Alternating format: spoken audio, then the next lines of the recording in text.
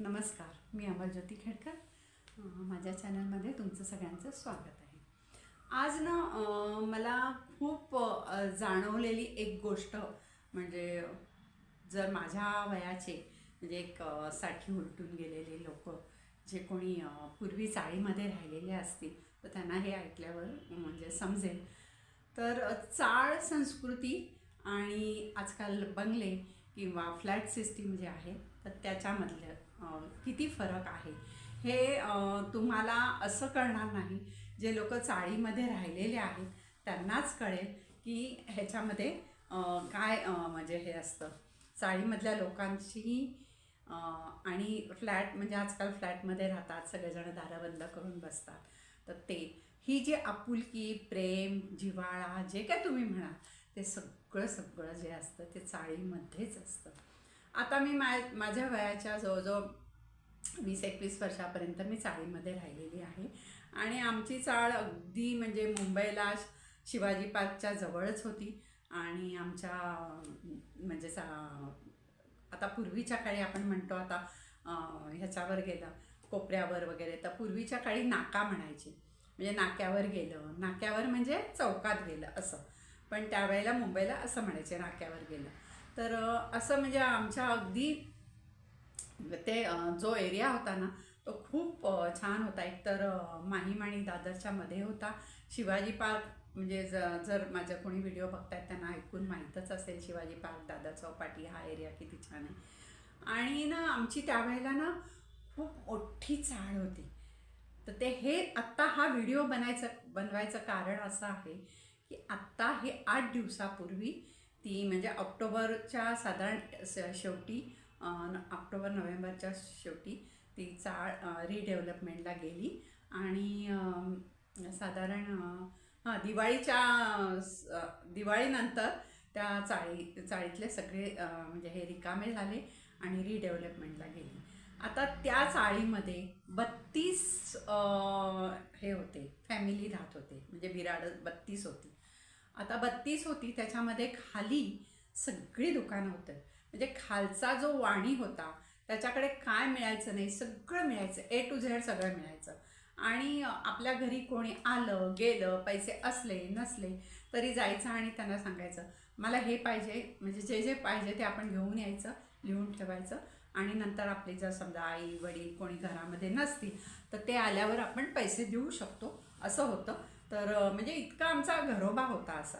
तर ते खाली वाणी होता त्याच्यानंतर दूधवाला होता त्याच्यानंतर पानाची गादी म्हणजे आता पूर्वी आता आपण म्हणतो पानाचं दुकान वगैरे असं पण पानाची गादी होती. आणि त्याच्यावर पण सगळ्या छोट्या मोठ्या वस्तू त्यांनी विकायला ठेवल्या होत्या त्यामुळे सगळं मिळायचं. म्हणजे समजा चुकून वाण्याचं काही बंदबिंद असेल तर त्या गादीवर आम्हाला सगळं मिळायचं.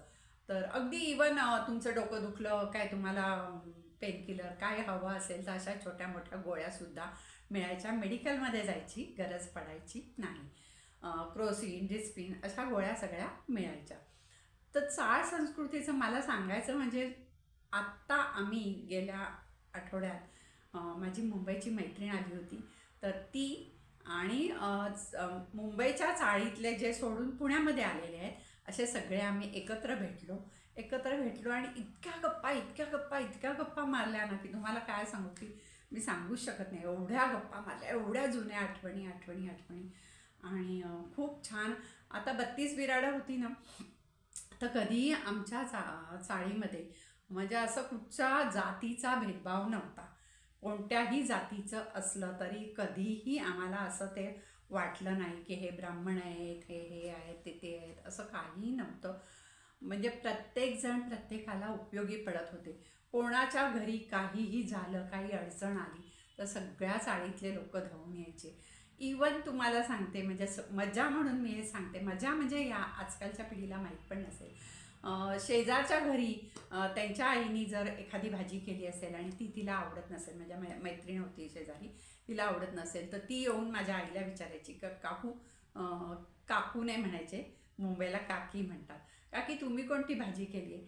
तर माझ्या आईने भाजी केली असेल तर मला ती सांगून जायची की काकी ही भाजी माझ्यासाठी ठेवून द्या मला ही पाहिजे. किंवा माझ्या आईला बाई म्हणायचे सगळेजण बाई ही भाजी ठेवून द्या मला वाटीभर काढून ठेवा वेगळी. हक्काने सांगायचे आणि माझी आई पण हक्काने अगदी बाजूला ठेवायची. आणि इवन की आता ही भाजी शेजारच्या ह्या आईला आवडते, माझ्या मैत्रिणीला, की पुढच्या वेळेला ती केली ना तर न सांगता आई बाजूला वाटी काढून ठेवायची. आता आमच्या शेजारी मालवणी होते, मालवणी कोकणातले मालवणचे होते ते. तर त्यांच्याकडे ना मालवणी लोकांमध्ये ना काळ्या वाटाण्याची आमटी खूप छान करतात. तर आणि त्यांना माहीत होतं की मला काळ्या वाटाण्याची आमटी आवडते. तर ती पण आई, म्हणजे मी त्यांना आई म्हणायची, कारण माझ्या सगळ्या मैत्रिणी आई म्हणायच्या लहानपणापासून, मला काही कळत नव्हतं, मी आई म्हणायची. तर आई ही काळ्या वाटाण्याची आमटी मला ठेवा. आणि ते म्हणाले, अगं हे काय सांगायची गोष्ट आहे का, तुला काळ्या वाटाण्याची आमटी आवडते आम्हाला माहिती आहे, आम्ही ती आधीच तुझ्या नावाने बाजूला काढून ठेवलेली आहे. म्हणजे इतका इतका घरोबा होता आमचा. कधीही आम्हाला कंटाळा यायचा नाही, कधीही मी तर कोणत्याही घरात कोणाच्या घरीही असाय. दिवाळीचं तुम्हाला सांगते, दिवाळीचं अजिबात घरात कधी दिवाळीची सकाळची आंघोळ झाली की कोणाच्याकडेही फराळाला असायची. ज्यांच्या घरी जायचं आपण त्यांच्या घरी, मग त्यांची आई म्हणायची, अगं ज्योती आलीस, बरं झालं, बस आता फराळ करूनच जा. म्हणजे एवढी एकी होती. आणि आजकाल आता फ्लॅट सिस्टीममध्ये तुम्ही बघितलं तर प्रत्येकाची दारं बंद असतात. नंतर आजकाल तर एक फॅडच निघालं आहे की कोणी कोणाकडे फोन केल्याशिवाय जात नाही. तेव्हा असं कधी नव्हतं, प्रत्येकाची दारं उघडी असायची, कोणी कोणाच्या घरात जायचं, कोणी कोणाकडे गप्पा मारत बसायचं. आणि गप्पा मारणं म्हणजे कंटाळा हा विषयच नव्हता. कंटाळा हा विषयच नव्हता, आम्हाला कंटाळा माहीतच नव्हता. कारण एवढी म्हणजे बिल्डिंगमध्येच एवढ्या मैत्रिणी होत्या. संध्याकाळी आम्ही खेळायचो, मागे आमच्या इकडे चौक होता, त्याच्यामध्ये आम्ही खेळायचो. आणि छान, म्हणजे असं हे वातावरण इतकं छान होतं. आणि आता आपण बघितलं तर आपण आपल्या शेजारी सुद्धा 4-4 महिने 6-6 महिने जात नाही. त्याचं असं म्हणजे ते शेजारच्या घरी जायचं नाही म्हणजे मोठा हेच असायचं की दिवसभरातले किती वेळा शेजारी जायचो याचा काही पत्ताच नव्हता.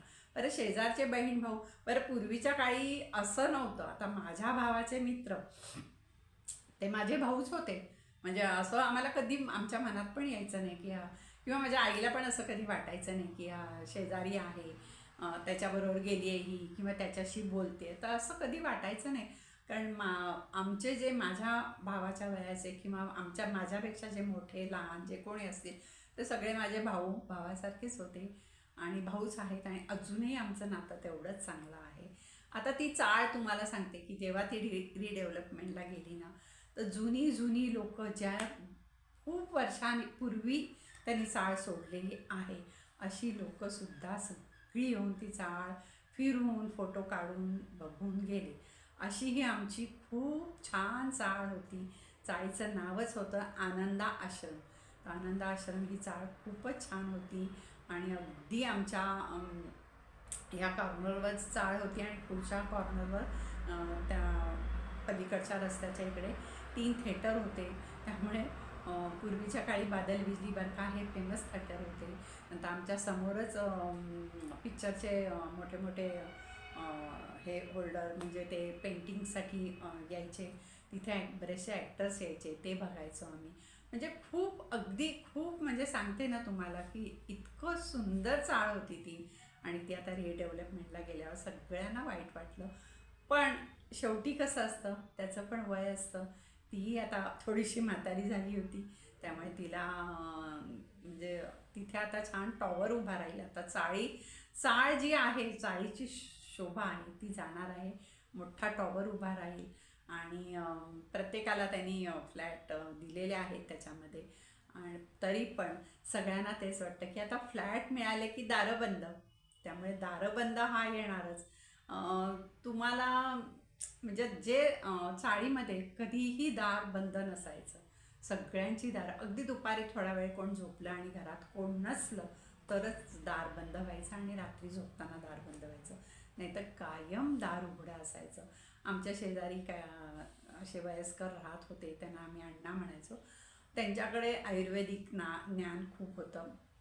म्हणजे कोणाला पित्त उठलं किंवा पोटात दुखलं, काही असं झालं ना की ते आयुर्वेदिक, म्हणजे घरची औषधं, आयुर्वेदिक पण नाही म्हणत आपण, आजीचा बटवा म्हणतो त्याप्रमाणे ते औषधं किंवा हे वगैरे द्यायचे आम्हाला आणि आम्हाला पण बरं वाटायचं. म्हणजे त्यावेळेला उठसूट आता डॉक्टरांकडे धावतात तसे आम्ही धावत नव्हतो. म्हणजे एकाच बिल्डिंगमध्ये एका मजल्यावर म्हणजे जवळजवळ 8 फॅमिली राहत होत्या. त्यामुळे ते असे 8 फॅमिली म्हणजे बघा ना की आम्ही असे संपूर्ण बिल्डिंगमध्ये आम्ही 32 फॅमिली राहत होतो आणि ते सगळेजण असे आमचेच आहेत असं वाटत होतं. आता तसं नाही आहे. आता कोणी कोणाकडे जायचं म्हटलं तर पहिला फोन करायला लागतो, विचारायला लागतं तू आहेस का, मी येऊ का.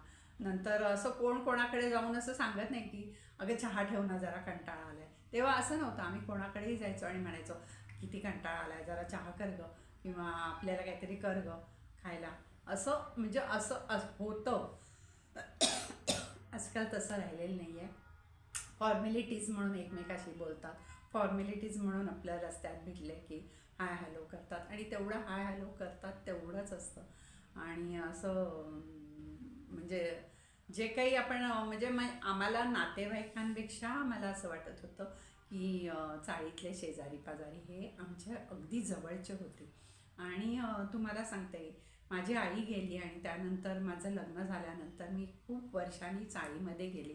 पण आमच्या शेजारी जे राहत होते तर त्यांनी मला अगदी खास करून की अगं ये तू आमच्याकडे जेवायला. मी भेटायला म्हणून गेले होते कारण त्या माझ्या आईच्या वयाच्याच होत्या म्हणून म्हटलं भेटून येऊया त्यांना. तर मी त्यांना पण आईच म्हणत होते. तर मी भेटायला गेले होते. त्यांनी मला इतकं जवळ घेतलं, माझ्या गालाची ह्या गालाची पप्पी घे, त्या गालाची पप्पी घे असं केलं आणि मला सांगितलं उद्या तू आमच्याकडे जेवायला ये. तर मी म्हटलं ठीक आहे. मग हे माझे मिस्टर पण म्हणाले ठीक आहे. मग दुसऱ्या दिवशी आम्ही परत त्यांच्याकडे जेवायला गेलो आणि त्यांनी मला जे आवडतं ना ते सगळे पदार्थ केले होते. मला खाऊचा पुडा आणला होता, माझी ओटी भरली. म्हणजे जे माझी आईनी जे केलं असतं ते सगळं त्यांनी केलं. आता तुम्ही मला सांगा शेजारचे लोक आजकाल कोण एवढं करतं का? नाही करत.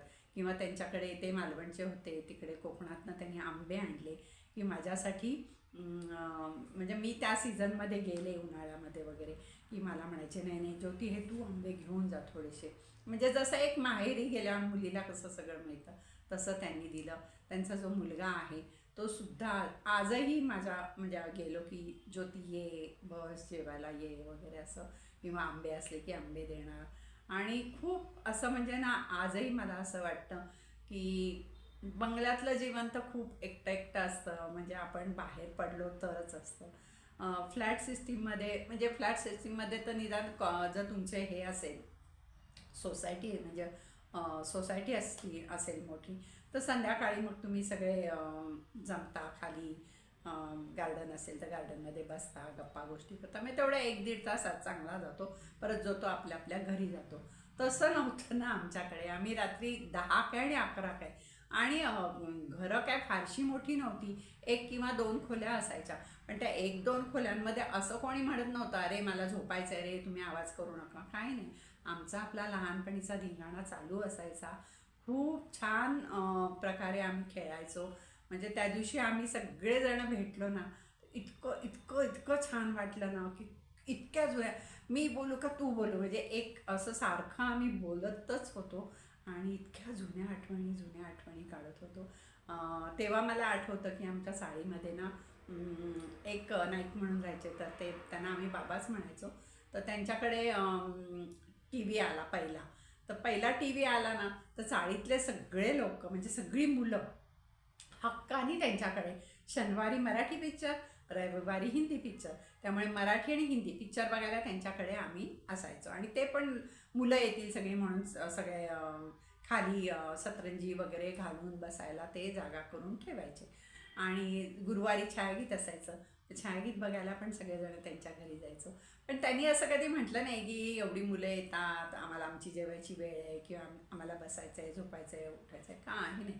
मुलांसाठी सगळेजण सगळी तयारी करून ठेवायचे की हां मुलं येतील बघतील. म्हणजे असं होतं की म्हणजे आज आपण सख्या आपल्या नातेवाईकांच्या घरीसुद्धा असं हक्काने जाऊ शकत नाही. तेवढं आम्ही चाळीमध्ये एकमेकांच्या घरी जात होतो आणि इतकं छान होतं ना की आता मध्ये एक लग्न झालं माझ्या भावाच्या मुलीचं. त्या लग्नामध्ये सगळे चाळीतले लोकांना बोलवलं होतं कारण तो तिथेच चाळीमध्ये राहतो. त्यामुळे सगळ्या चाळीतल्या लोकांना बोलव तुम्हाला सांगते की लग्नाची जेवढे वेळ आम्ही तिकडे होतो हॉलमध्ये, इतकी बोलली, इतके सगळ्यांना भेटलं. त्यामुळे म्हणजे अक्षरशः म्हणजे जेवताना जेवणसुद्धा जात नव्हतं, इतकं पोट भरल्यासारखं झालं होतं. सगळे भेटले होते आणि सगळेजण आपुलकीने चौकशी करत होते.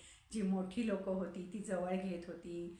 म्हणजे एक प्रेम जे असतं आईचं वगैरे तसं ते देत होते. म्हणजे आमच्या मोठे म्हणजे आमचे जे मोठे मुलं होती त्यांच्या लग्न झाल्यावर त्यांच्या ज्या बायका होत्या, म्हणजे आम्ही त्यांना वहिनीच म्हणायचो, पण त्यासुद्धा आम्हाला जवळ घेत होत्या, आमच्याशी छान बोलत होत्या.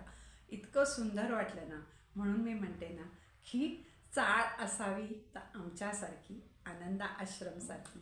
कारण खूप आमची चाळ छान होती. आता ती रिडेव्हलपमेंटला गेलेली आहे, त्यामुळे सगळ्यांना वाईट वाटलं आहे की ती चाळीची एक शान होती आमच्या.